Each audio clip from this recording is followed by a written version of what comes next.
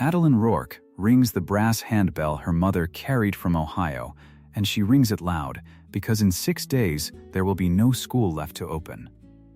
7 men she has never taught have voted to sell the building out from under 22 children.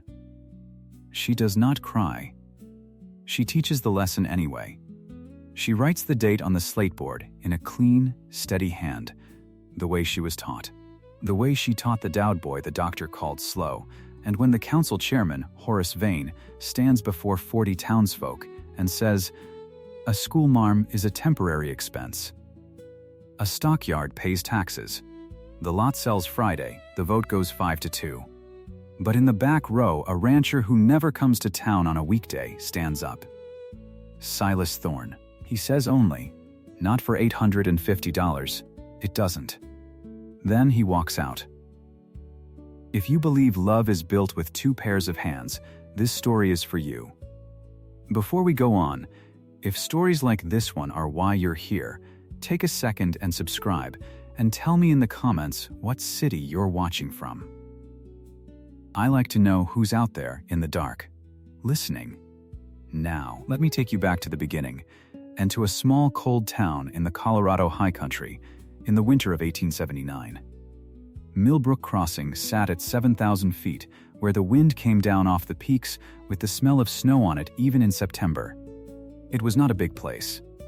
1 street, mostly, a church, a bank, a boarding house, a livery, a general store with a stovepipe that always leaked smoke. And at the north end, past the last picket fence, a small clapboard schoolhouse painted white once in gray now, with a bell hung over the door. Adeline Rourke had come to that schoolhouse 3 years before. She was 28 then. She had answered a notice in a Denver paper that promised $30 a month and a room to board, and she had ridden the last 20 miles in the back of a freight wagon, with her mother's bell wrapped in a wool shawl in her lap. She had not let go of it the whole way. The room she boarded cost $9 a week. That left her little. It left her enough. She was not a woman who counted what she did not have. She counted the children. There had been 2 teachers before her. Both had come from back east, and both had lasted a single winter, and both had gone home in the spring with their trunks packed and their faces pale, because the winters in that country were a thing you could not describe to a person who had not lived through one. The snow came sideways. The cold got into the walls. The nights ran long and the days ran short, and the loneliness of it was worse than the cold. Adeline had stayed. She had stayed 1 winter, and then a second, and now she was in her 3rd, and the town had stopped calling her the new teacher and started calling her, when they called her anything, the teacher. It was the closest thing to permanence she had ever been given. It was not much. It was hers. Every morning she rose in the dark. She built up the fire in her little room. She dressed in the cold, and she walked the half-mile to the schoolhouse with her breath smoking in front of her, and she was always the first one there. She lit the stove. She swept the floor. And then, when the light came gray over the eastern ridge, she stood in the doorway and she rang the bell. It was a good bell, brass, worn smooth on the handle where 3 generations of hands had held it. Her grandmother had rung it to call children in from a schoolyard in Ohio. Her mother had rung it too. And when her mother died, the bell was the one thing Adeline asked for. Not the china. Not the quilts. The bell. She rang it now the same way. 2 long pulls, and a pause, and 1 more. And down the road they came, in their coats and their mittens, the Dowd children and the Pruitt children, and little Mercy Ashcroft, who was 6 and the youngest of them all, stamping the snow off their boots on the step, filing into the warm. 22 of them. Some mornings 20. Some mornings, when the drifts were bad, only a dozen. But they came, and she taught them their letters and their sums, and she taught them the names of the states and the rivers, and she read to them in the afternoon when the light got too poor for slates, and they were, all 22 of them, the only family she had in the world. There was the Dowd boy. Thomas, He was 9, and when he first came to her he could not read a word, and the doctor in town had said, in front of the boy's own mother, that the child was slow and best set to work with his hands. Adeline had not argued with the doctor. She had simply sat with Thomas Dowd every afternoon after the others went home, an hour at a time, 3 months running, tracing the letters with her finger and having him trace them after her. And on a Tuesday in March, the boy had read a whole sentence aloud without stopping, and then looked up at her with his mouth open like he had done a magic trick, and Adeline had turned to the window so he would not see her cry. That was what she was. That was the work. It did not pay much and it did not last, but it was real, and it was hers, and she thought, the way you think about a thing you love, without ever quite saying it, that she would do it there in that town until she was an old woman. She did not know, that winter, how little time she had left. The trouble came the way trouble usually comes, quietly, in a line of gossip, before anyone knew to be afraid of it. It was at the general store, on a Saturday, when Adeline had gone in for thread and a tin of tea. 2 women were talking by the stove, and she was not listening, not really, until one of them said a name she did not know. Silas Thorne was in Tuesday, the first woman said, selling off some steers to the buyer from Pueblo. You should have seen it. Signs his cattle bills with an X, same as his daddy did.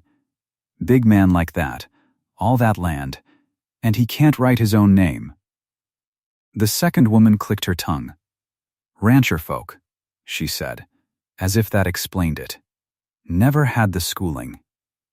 And that was all. They moved on to something else, the price of coffee, or somebody's cousin, and Adeline paid for her thread and walked home, and if she thought of the name at all, it was only for a moment. Silas Thorne. A rancher who signed with an X. She filed it away without weight, the way you file away 100 small things a day, and she did not think of it again. She would think of it again, but not yet. The first she saw of him, she did not know it was him.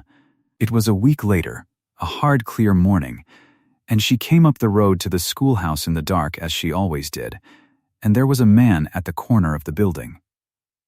A big man in a canvas coat, standing on a crate, doing something to the stovepipe where it came through the wall. He had a length of new pipe and a pair of tin snips, and he was working fast and quiet, and he did not turn around when she came up. Adeline stopped in the road. Her heart went quick for a second, the way a woman's heart does when she comes on a strange man alone in the dark. "Can I help you?" she said. It was not really a question. The man came down off the crate. He was older than her, 40 or so, with a face weathered brown and a heavy dark mustache going gray at the edges, and dark eyes that did not quite meet hers. He took off his hat, which surprised her. Pipe was drawing bad, he said. Smoke was coming back into the room. I've seen the children come out coughing. He said it plainly, like a report. It's fixed now. It'll draw. And then, before she could thank him, or ask his name, or ask how he knew any of it, he put his hat back on, and gathered up his tools and his crate, and walked off down the road toward the tree line, and she stood there in the cold, not knowing what to make of any of it. The stove drew beautifully that day. She noticed. The children did not cough. She asked around, careful, and she found out who he was. Silas Thorne, the rancher. His land ran along the north edge of town, and his fence line came right up to the school road, and he was a widower, folks said, had been for years, lived alone out there with his cattle and his hired man, and did not come into town from 1 month to the next. Kept to himself. Not unfriendly, just quiet. The kind of man a town forgets is there until he does something, and then forgets again. The one who signed with an X. He came again. Not every day. But she would arrive some mornings and find the winter's firewood split and stacked against the schoolhouse wall, neat as bricks, when there had been none the night before. She would find the loose board on the step nailed down. She would find, one bitter morning, that someone had banked fresh straw against the north wall of the building to keep the wind out, the way you would for a barn, and she knew whose hands had done it, and she never once caught him at it. He did not want to be thanked. That much was plain. The one time she tried coming on him quick as he was leaving, he only touched his hat and said the wind was going to be bad that night and she should keep the children in. And then, he was gone. She stood in the doorway with the thank you still in her mouth. She did not know what to make of a man like that. A man who fixed things and asked nothing and could not, they said, so much as write his own name. She found she thought about him more than she meant to. She told herself it was only because he was strange. It was not only that. But she did not know that yet either. The word came on a Thursday. Horace Vane called the town to the council hall, which was really just the church with the pews turned around, and near everyone came, because in a town that small a meeting was the only entertainment there was. Adeline came too, because she had heard it concerned the school, and she sat near the front with her hands folded in her lap. Horace Vane was a big soft man of 55, with a gold watch chain across his belly, and a way of talking that made everything he said sound already decided. He was the chairman of the town council. He was also, though not everyone knew it yet, a land agent, the kind of man who took a cut when property changed hands, and he had been busy that winter in ways the town would not understand until it was too late. He stood up at the front of the hall, and he waited for the room to quiet, and then he told them the news like a gift. The Meridian Land and Cattle Company, he said, was expanding into the high country. They needed a shipping point, a depot, with stock pens and a scale and a loading chute, somewhere the rail spur could reach. And they had made the town an offer. $850. Cash for the schoolhouse lot. There was a murmur in the room. $850 was a great deal of money in Millbrook Crossing in 1879. It was more money than most people in that hall would see in a year, or 3. Now I know, Vane said, holding up his soft hands. I know some of you are attached to the little school. That's natural. But let's be practical people. A schoolmarm is a temporary expense. We pay her wage and her board, and we heat that building all winter. And what does the town get back? A stockyard pays taxes. A depot brings money in every month, year on year. It puts Millbrook Crossing on the map. He let that sit. The children can be taught at home, he said. Or in the church, on the days there's someone to do it. Times are hard. We can't afford sentiment. The lot sells Friday, if the council agrees, and I mean to see that it does. Adeline sat very still. She felt the room turn, the way a room does, the way people who have not thought about a thing for 1 minute begin to nod along with the man who has been thinking about it for months. She stood up. She had not planned to. The children can't be taught at home, she said, and her voice came out steadier than she felt. Half of them have no one at home who can read. That's the whole reason for a school. That's the only reason. For one. She looked around the room, at the faces she knew, at the parents of the children she taught every morning. Thomas Dowd could not read a word 2 years ago. He reads now. He reads well. You'd take that away from the next Thomas for a cattle pen? For a moment the room was hers. She saw it. She saw 2 or 3 faces waver. And then Horace Vane smiled at her, kindly, the way you smile at a child, and said, Miss Rourke, no one doubts you've done fine work. But the town's business isn't decided on feeling, it's decided on figures, and the figure is $850. He turned back to the room. We'll take the formal vote Friday. Good night to you all. And that was that. The meeting broke up, and people filed out into the cold, some of them not looking at her, and Adeline gathered her shawl and walked home in the dark with the wind picking up out of the north, and she did not cry, but it was a near thing. She thought, walking, of a big quiet man with a canvas coat and an X for a name, and she did not know why she thought of him just then, but she did. Friday came the way a thing you dread always comes. Too soon. The hall was full. Fuller than Thursday even. 40 people packed into the turned-around pews because word had gone round, and everyone wanted to see it. Adeline sat in the front again. She had dressed carefully, her good dark dress, her hair pinned neat, as if it were a thing she could face down with dignity if she could not stop it. She had brought the bell. She did not fully know why. She held it in her lap under her shawl. Horace Vane read out the motion. To sell the schoolhouse lot to the Meridian Land and Cattle Company for the sum of $850, and to close the town teacher's post effective the last day of the current term, being 31 days hence. 31 days. She had 31 days. He called the vote. 7 men on the council. He went down the line, and each man said his word, aye or nay, out loud, in front of the whole town, and Adeline sat and listened to her life get decided one voice at a time. Aye, aye, nay. That was old Pruitt, the grandfather, God bless him. Aye, aye, nay. That was the storekeeper, who had a soft heart under all his smoke. Aye, 5-2. It was done. Vane set down his paper and looked, for one moment, extremely pleased, and then he arranged his face back into gravity and said, "The motion carries. The lot is sold. The school will close at the end of term." And then, because he was a small man in a large body, and he could not help himself, he looked at Adeline directly and added, "Miss Rourke, since the school is as of this vote no longer an official concern of the town, there'll be no more ringing of that bell to open it. It draws attention we no longer wish to pay for. I'll thank you to keep it quiet." There it was. He had told her not to ring the bell. Adeline stood up. Slowly, the whole hall watched her.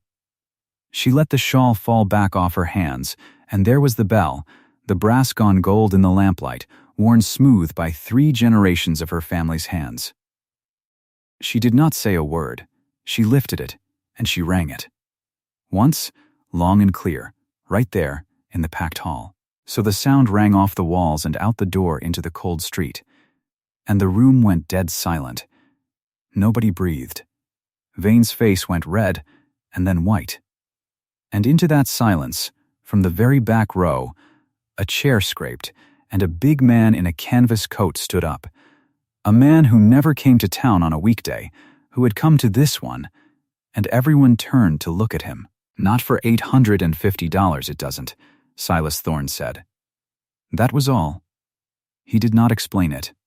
He put on his hat, and he walked out into the night, and the door swung shut behind him, and 40 people sat there in the ringing silence, not knowing what in God's name he had meant.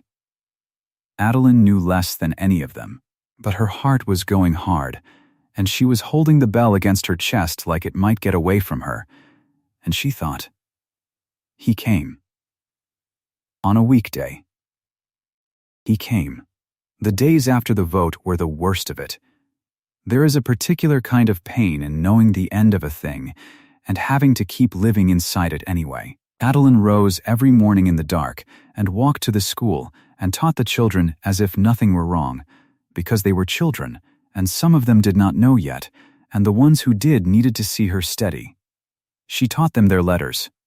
She heard Thomas Dowd read a full page from the reader without a single stumble, and she praised him. And she did not tell him that in a few weeks there would be no school for him to read in. But at night she lay awake and did the sums that Vane loved so much. 31 days of wage, then nothing. No post. No room she could afford. Nowhere in that town she had any right to be.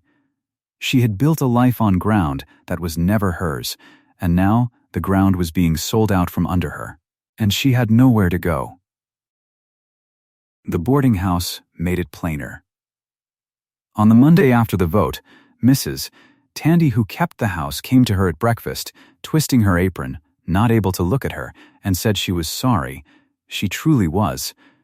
But she would need the room by the end of the month. There was a party interested in taking it long-term. Adeline understood. She understood exactly. She had seen Horace Vane's buggy outside the boarding house 2 evenings running, and she knew whose hand was behind it. He did not just want her gone from the school. He wanted her gone from the town, quiet and quick, before she could make trouble, before anyone thought too hard about what they had voted for. So she had 31 days to a closed school and now no roof at the end of it. She sat with that at the breakfast table, and she felt something in her that had held steady for 3 winters begin, at last, to bend. And that was when Nathaniel Poole asked her to marry him. Nathaniel Poole was the clerk at the bank. He was 34, thin and neat, with careful hands and a careful voice, and he was, Adeline had always thought, a genuinely decent man. He wore his collar clean. He kept the widow's accounts straight and never charged them the fee. He had walked her home from church more than once and stood a respectful arm's length away and talked about safe things, the weather and the sermon, and she had liked him without ever thinking much about him at all. He came to the school on a Wednesday afternoon after the children had gone and stood in the doorway turning his hat in his hands, and she knew before he said a word what he had come to say. "Miss Rourke," he said. "Adeline, I'll say it plain, because you deserve plain." He swallowed. "You've no place to go after the term. Everyone knows it. And I've a good house, paid for, and a steady wage the bank isn't going to take from me. I'm not." He stopped. "I'm not a romantic man. I know that. But I'd give you a home. A proper one. You could stay in this town. You'd not have to leave the children altogether. I'd be good to you. I'd never give you cause to be sorry." He looked down at his hat. "Will you think on it? That's all I ask. Will you think on it? And here is the truth, the hard, human truth of it."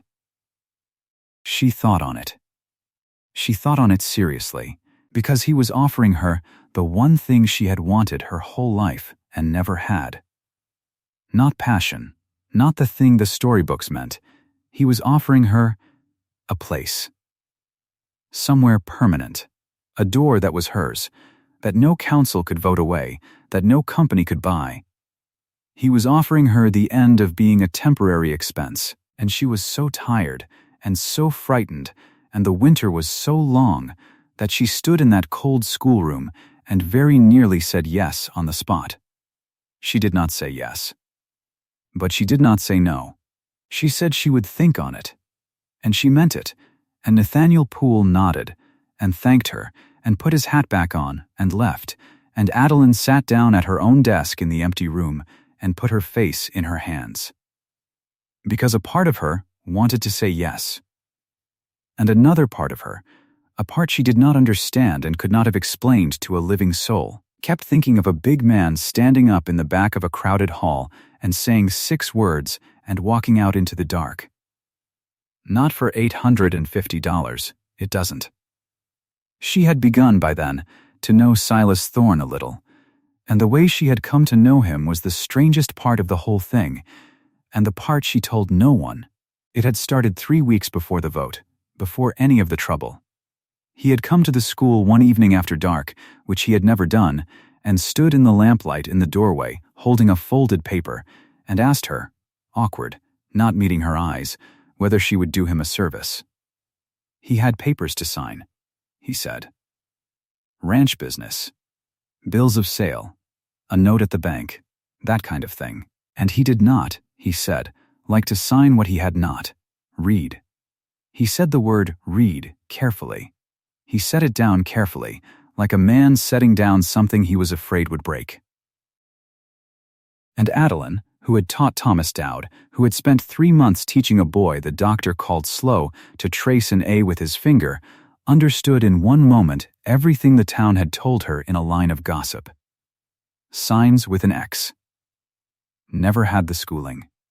She looked at this big weathered man standing in her doorway with a paper in his hand, and a lifetime of shame held very still in his face, and she did not let one flicker of it show that she had understood. Of course, she said, easy as anything. Bring it to the desk. We'll read it through together. That was the pretext. Ranch papers. That was what it was called. Between them, from the first night to the last, he would come on Thursday evenings when the road was dark and no one was about, and he would sit at one of the child-sized desks that was too small for him, and she would sit beside him, and there would be a paper on the desk, and they would read it through. But it was not the paper. Not really. Within 2 evenings, she had begun, gentle, without ever once naming what she was doing, to have him read it himself, to sound the words, to follow her finger under the line and say what it said. She never called it a lesson. She never said the word teach. She would only say, "What does that one say, do you think?" And wait, as long as it took, while the big man frowned at the letters and worked them out one sound at a time, the way a 9-year-old boy had worked them out at that same desk 2 years before. He was not slow. He was quick. He had a good mind and a better memory, and all that had ever been wrong with him was that no one, in 40 years, had sat down beside him and shown him how. His father had signed with an X, and his father before him, and a boy who was needed at roundup and branding and haying did not get sent to any school. And so a sharp and capable man had gone his whole life carrying a secret shame that a few hours by a lamp could have cured, if anyone had ever thought he was worth the hours. Adeline thought he was worth the hours. She would not have said why.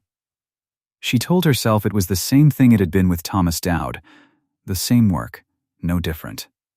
But it was different, and some part of her knew it, because when Silas Thorne finally read a full line out loud on his own, one cold Thursday in November, a plain line off a bill of sale, 40 head at such a price, delivered on such a date, and looked up at her with something breaking open behind his eyes, she felt her chest go tight in a way it had never gone tight for a 9-year-old boy. The lessons were the one true thing that passed between them. They could not be seen. They happened in a locked schoolhouse on dark Thursday nights, over a paper that was only an excuse, and no one in Millbrook Crossing knew they happened at all. It was the most intimate thing in Adeline Rourke's life, and it looked, from the outside, like nothing.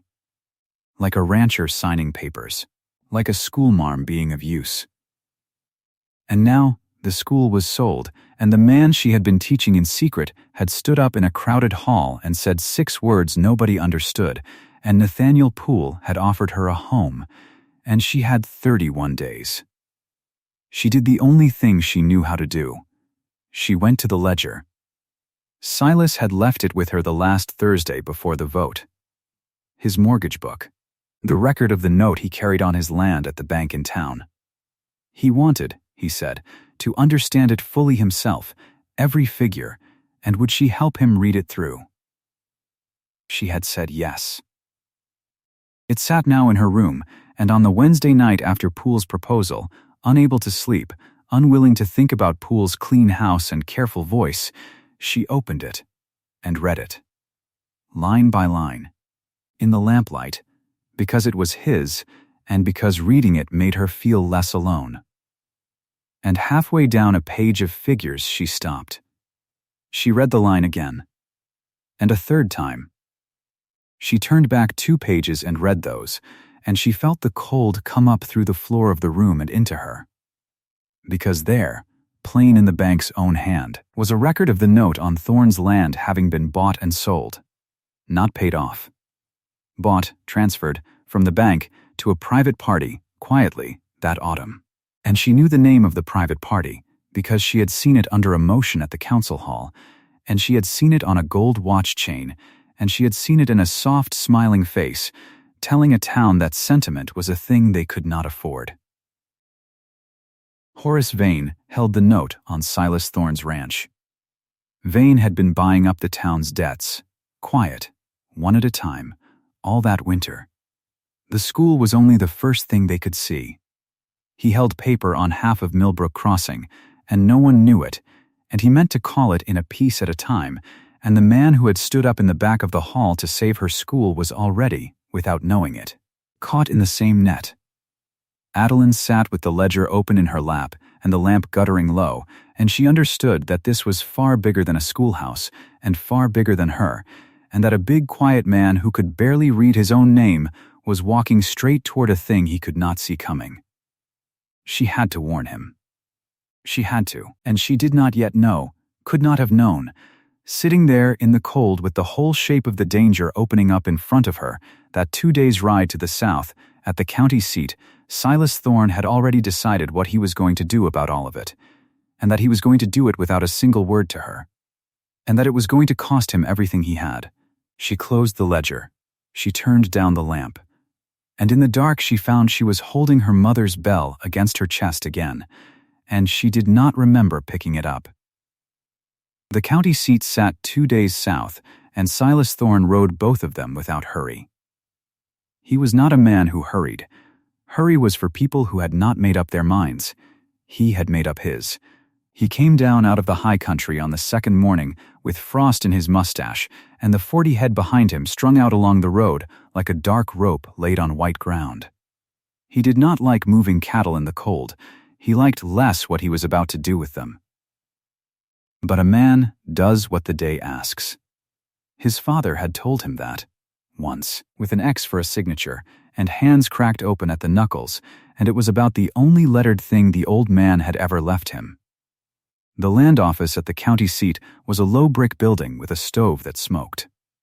Silas stood in front of the clerk's desk with his hat in his 2 hands and said what he had come to say. He wanted to borrow against the herd. All of it, 40 head, wintered and sound, worth more in the spring than they were that morning, and he wanted the money now, in the cold, when they were worth least. The clerk looked at him a long moment. $1,100, the man said. Against 40 head. That was steep. That was a man betting his whole outfit on a single card. Silas said he knew what it was. He signed the loan paper with an X. The clerk turned the page and pointed to the line, and Silas set the mark there. Slow, the way she had shown him to hold the pen so it did not dig and tear. He could not read the words above the line. But he had made a woman read them to him first, a lettered woman in a lamplit room on a Thursday evening, and he trusted what she had told them to say. $1,100, more than Meridian's bid, more than he could spare, and more than he could lose, and he was losing it anyway. He rode home light. No cattle behind him now.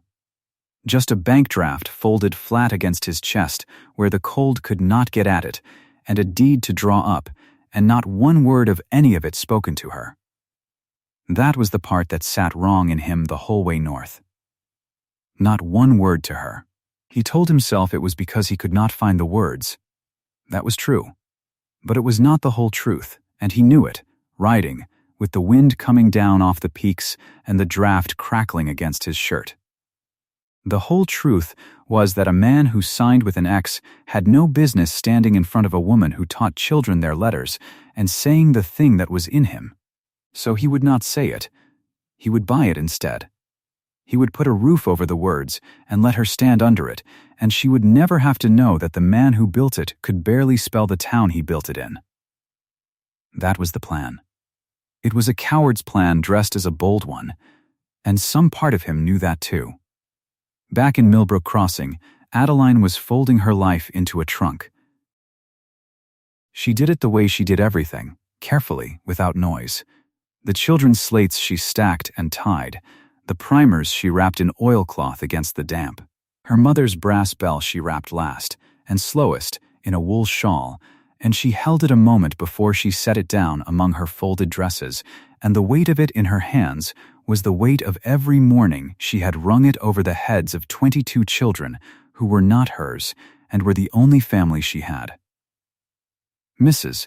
Tandy had been kind about the room, in the way that people are kind when they have already decided to hurt you. "End of the month," she'd said, wringing her apron. "It's not my doing, Miss Rourke.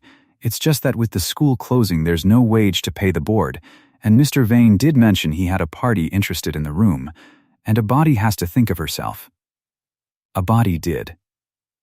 Adeline did not blame her. She had learned, that winter, exactly how far a small kindness would stretch before money snapped it. Nathaniel Poole came calling on the Wednesday. He came in his good coat, brushed, and he stood in Mrs. Tandy's parlor turning his hat in his hands, 34 years old and steady as a post, and he made her an honest offer in an honest voice. He had a house, paid for, on the good side of the creek. He had a clerk's wage that came every month like the sunrise. He was not a romantic man, he said, and he would not insult her by pretending to be. But she needed a place to stay. And he had one, and he thought, he hoped, that respect and time might do the work that other things did faster and kept worse. It was a good proposal. That was the terrible part of it. There was nothing in it to refuse. Adeline sat with her hands in her lap and looked at the honest man in the brushed coat, and she thought about a lettered life in a paid house on the good side of the creek, and she thought about being, at last, permanent, not a temporary expense, not the thing a town sheds when the ledger runs tight. A wife. A fixture. Safe, she heard herself say she would think on it. She saw the relief go over his face, and she was ashamed of the relief, because it was mostly her own. That night, the first hard frost came down and glazed the whole valley white, and she stood at her window with the ledger closed on the sill beside her, Thorne's ledger, that she had no right to still have, that she kept meaning to return. And she understood that she was about to marry one man for a house, while another man was somewhere out in that frost, doing a thing she could not see, for a reason she could not name, that had something to do with her. She had not told Poole about the Thursday evenings. There was nothing to tell, she told herself. A rancher had needed help reading his ranch papers. She had helped him. That was all it was.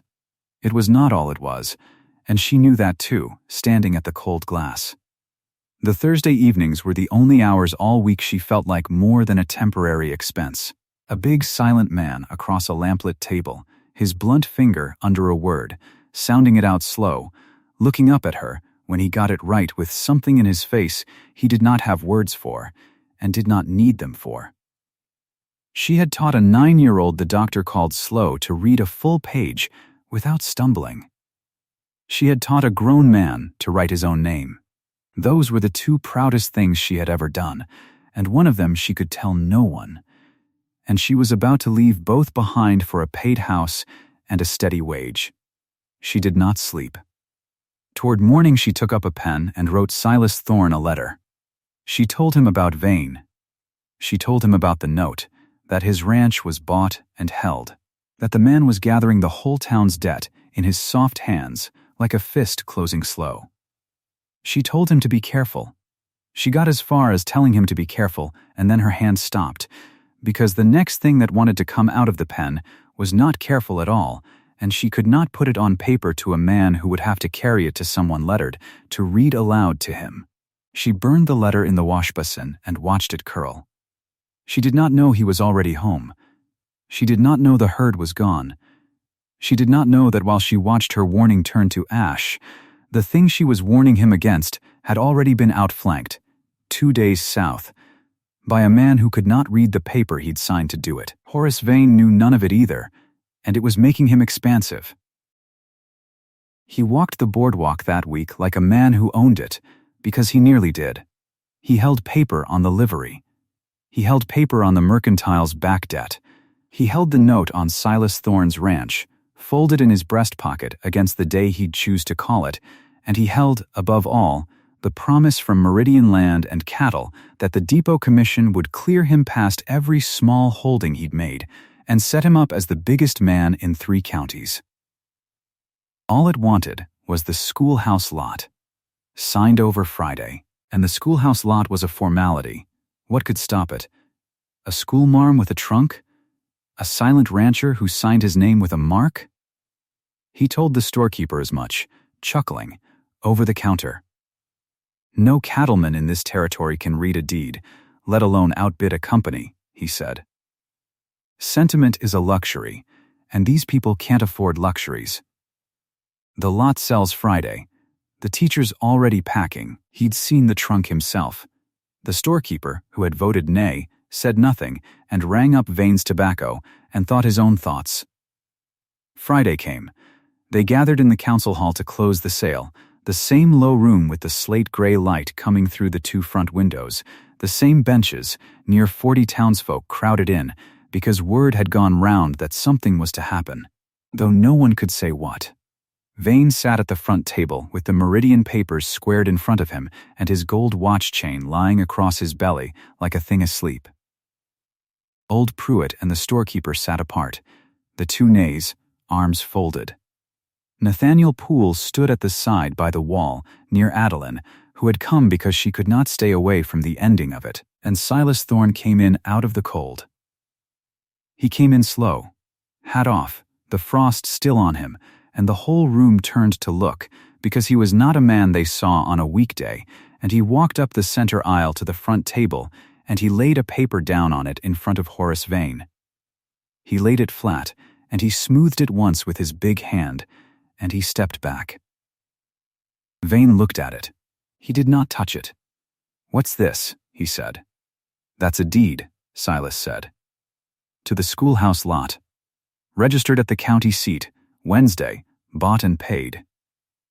The money's already drawn and lodged with the bank, in the company's name, more than their $850, so there's no man here can say the town was cheated of $1.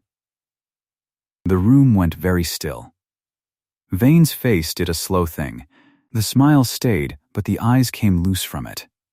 He picked up the paper at last, and he read it, and Adeline watched him read it, and watched the smile finally come off. Because it was true. All of it was true. It was lawful, and registered, and paid, and there was nothing in the man's soft arsenal that could touch a registered deed. But Vane had been buying and selling men his whole life, and he found the seam fast. He set the deed down. He smiled again, thin now. "A fine gesture," he said, to the room, not to Silas. "A grand gesture." He turned it so the crowd could feel let in on it. But a deed's not settled till it's signed before witnesses and entered in the town book. That's the law, and I mean to hold to the law. He slid the town book across the table and set the pen beside it, and he looked up at Silas Thorne with 40 people watching, and he said, "So sign it then. Sign your name. Mr. Thorne. Right there. In front of us all." And Silas Thorne's hand stopped over the page. Adeline saw it happen. She saw the big hand come out and hover, and she saw it not come down, and she understood in one dropping instant what Vane had already guessed. The man could not sign. Not the way the book wanted signing. He could set his mark, his X, the mark his father made, and his father before him, but he could not write the name Silas Thorne across a town book with 40 of his neighbors watching, and Vane had known it, and had walked him straight into the one hole in the whole floor. "You can't, can you?" Vane said softly. He stood, warming to it, and his voice went out over the room gentle and cruel. "A man who can't read his own name. A man who signs with a beast's mark, like his cattle." He turned to the hall, spreading his hands. "And this is who'd hold our schoolhouse? A man who can't read the deed he's laid on my table? Who can't spell the word school?" He shook his head, sorrowful, the picture of a reasonable man grieved by a fool. "A schoolhouse wants a lettered hand over it, friends. Not this. This is nothing but a mark." The room did not laugh. Quite.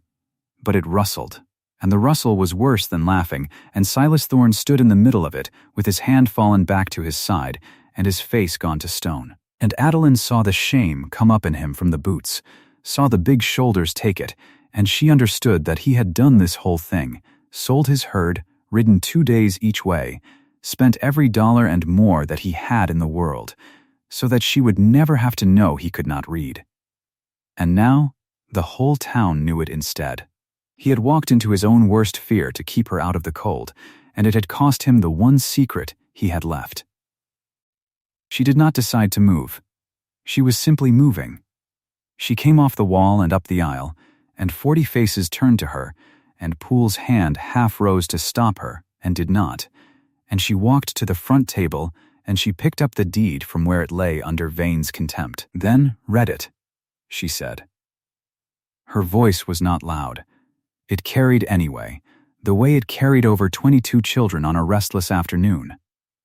"If a deed's only good when it's understood, Mr. Vane, then let it be understood. Every soul in this room. Listen." And she read it aloud. She read it clear and slow, the whole of it, the legal front matter and the description of the lot bounded on the north by the school road and on the west by Thorne's own fence line, and the sum, $1,100, drawn and lodged, $250 over Meridian's bid, and the county registrar's seal and date, Wednesday last. All of it lawful, all of it paid. Not one word of it a lie. She read it the way she had taught the Dowd boy to read, so that the words stopped being marks and started being true. And when she came to the end of it, she set it back down on the table, square, in front of Horace Vane. "The terms are lawful," she said to the room now, the way he had spoken to the room.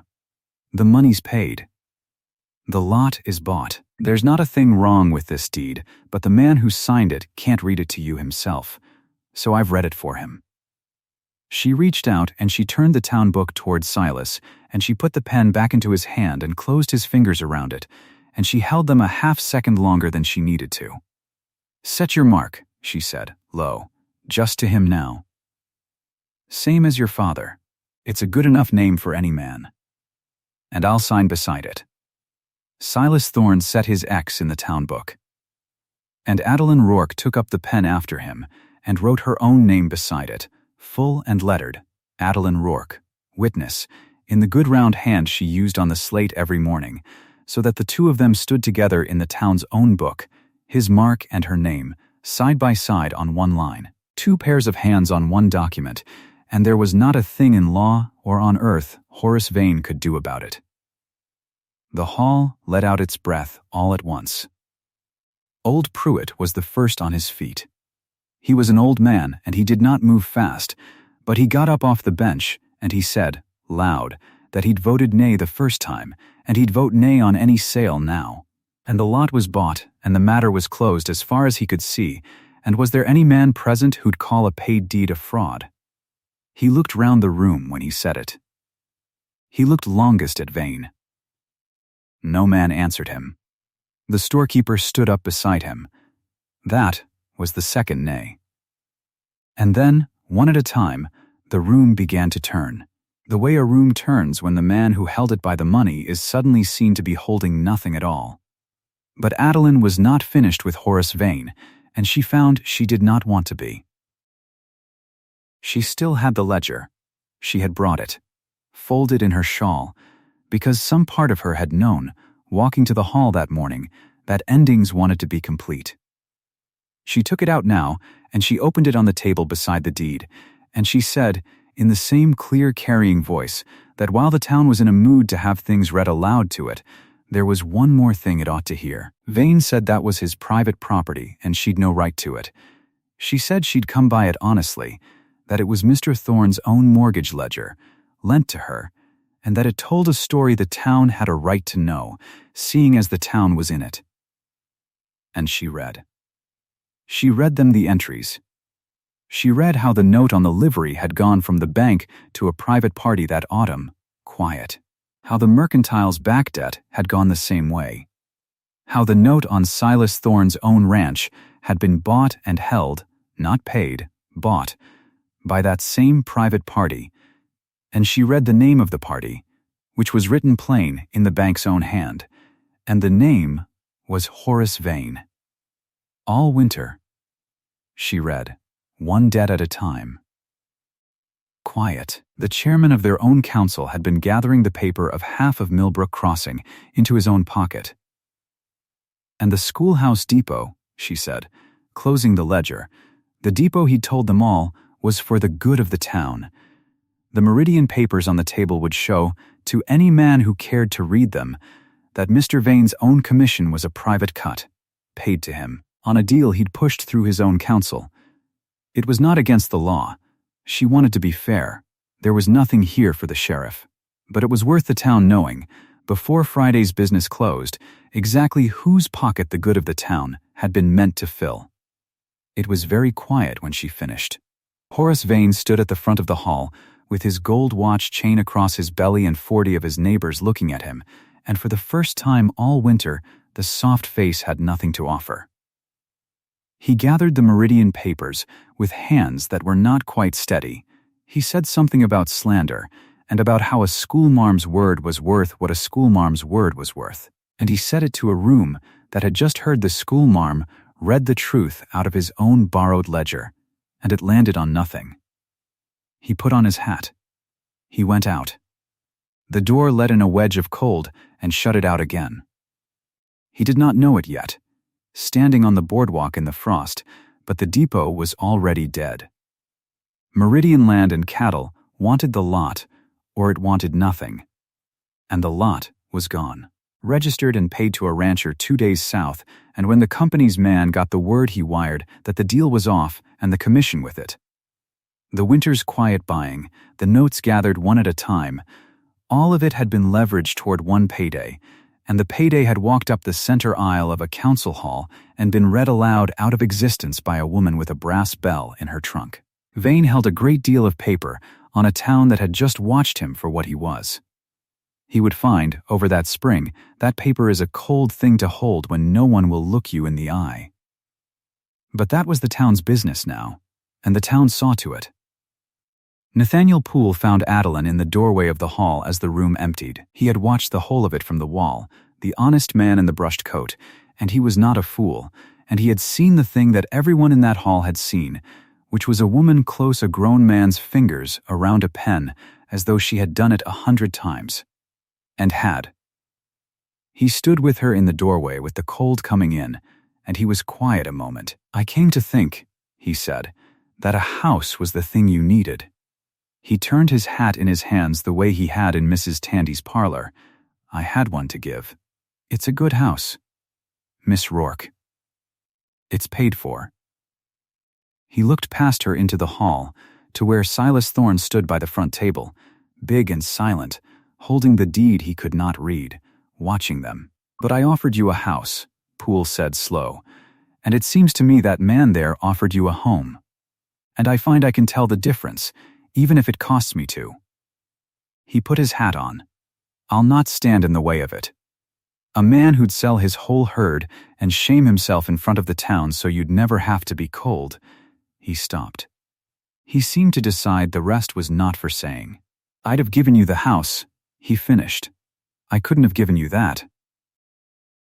He crossed the hall, and he put out his hand to Silas Thorne, and Silas looked at it a moment before he took it, and the two men shook once, hard, the honest one and the silent one, and it was the cleanest thing done in that room all day. Then Poole took up his coat and went out into the cold to walk back to his good-paid house on the good side of the creek. Alone. And there was more of a man in that walk than in anything Horace Vane had done all winter. The school did not close. The county registered deed held.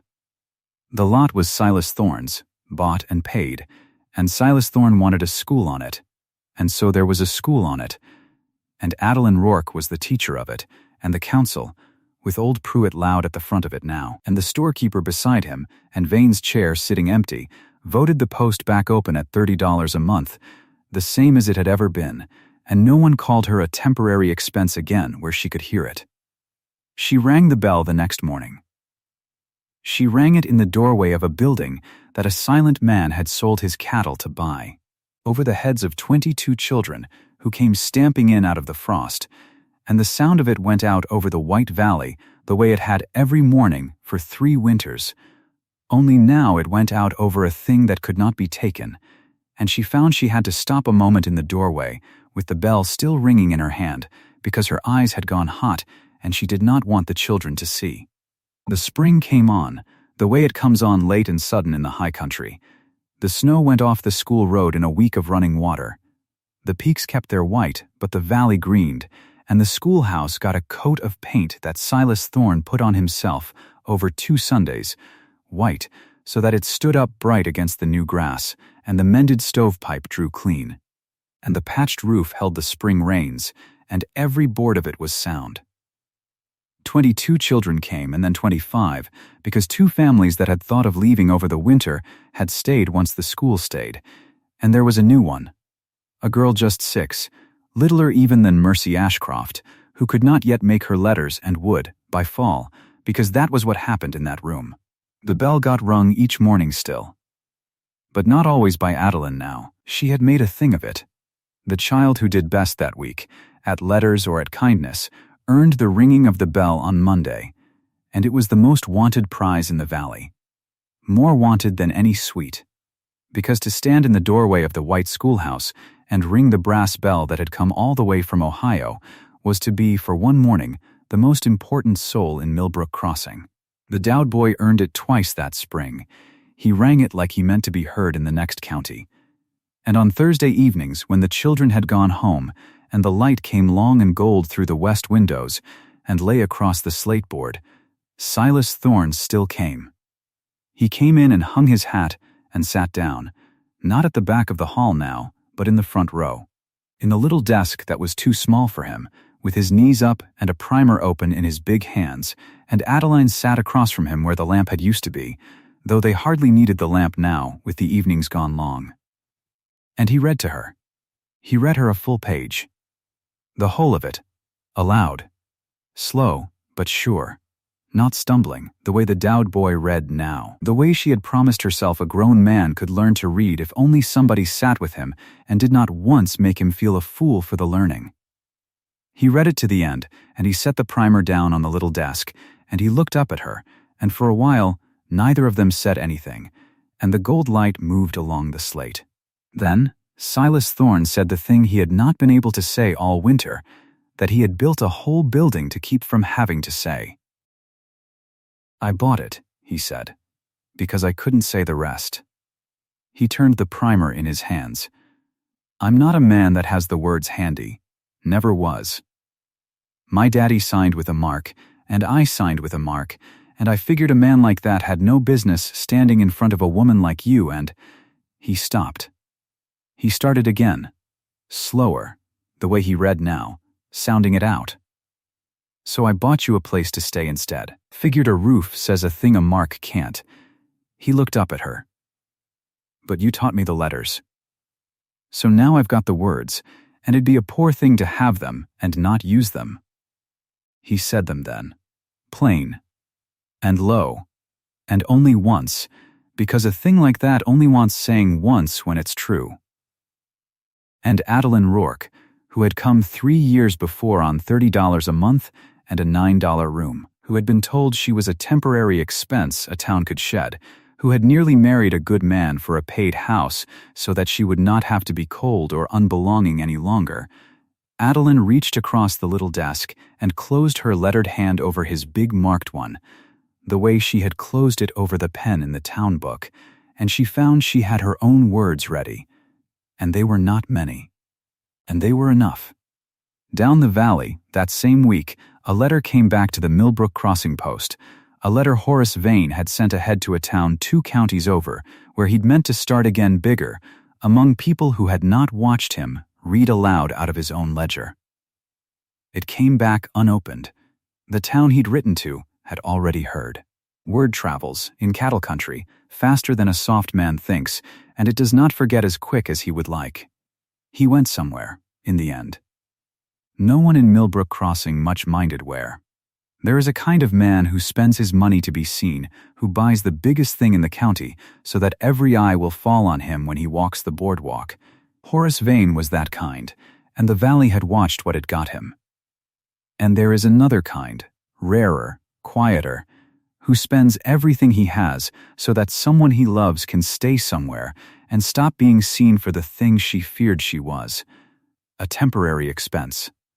A woman a town could set out with the trunks at the end of the month. Silas Thorne was that kind. He sold his whole herd and shamed himself in front of 40 people and never once asked to be thanked for it, and the only thing he wanted out of all of it was a brass bell ringing over a schoolhouse door of a morning, and a woman still there to ring it, and a Thursday evening long enough to learn to say the rest. The bell still rings up there, they say. Every morning the school keeps. If you're ever in that high country when the frost is going off the road and the peaks are still white, you'll hear it, rung by whichever child earned it that week, over a little white schoolhouse that a man who couldn't read bought so a woman who could would stay. Tell me the town you're watching from. I'd like to know how far that bell has carried.